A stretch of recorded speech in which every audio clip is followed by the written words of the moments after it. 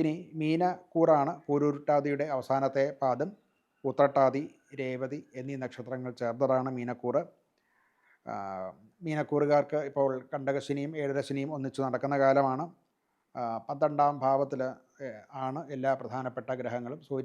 സൂര്യൻ, ബുധ, ശുക്ര, കുജ, രാഹു യോഗം 12ാം ഭാവത്തിലാണ്. ആത്മീയ പ്രവർത്തനങ്ങൾ നടത്തുന്നവർക്ക് അനുകൂലമാണ്. അതുപോലെ ആശുപത്രി സംബന്ധമായിട്ടുള്ള ജോലികൾ ചെയ്യുക, അതുപോലെ വിദേശ ബന്ധത്തിൽ കൂടെയുള്ള ജോലികൾ, ബിസിനസ്സോ ജോലിയോ ഒക്കെ ചെയ്യുന്നവർക്കും ഒക്കെ കുറച്ച് അനുകൂലമായിരിക്കാം. മറ്റുള്ളവർക്ക് അത്ര അനുകൂലമല്ല കാര്യങ്ങൾ. അതുപോലെ പൊതുവേ കുടുംബത്തിൽ നിന്നോ സമൂഹത്തിൽ നിന്നോ താൻ ജോലി ചെയ്തു വരുന്ന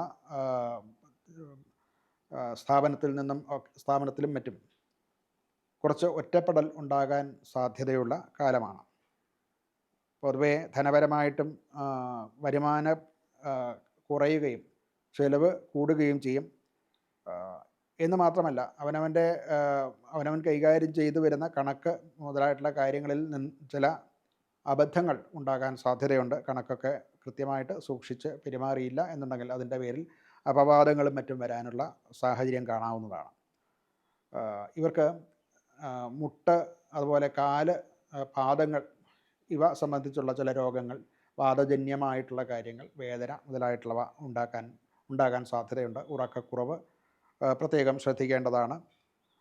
കുടുംബത്തിൽ ആണെങ്കിലും ഒരു സംഭാഷണങ്ങളുണ്ട്. പരസ്പര സംഭാഷണങ്ങളെ കൊണ്ട് ശത്രുത അഥവാ അസ്വാരസ്യങ്ങൾ ഉണ്ടാകാൻ സാധ്യത ഉള്ള കാലമാണ്.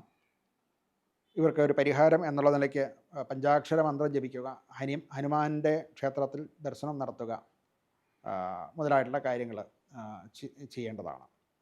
നമസ്കാരം.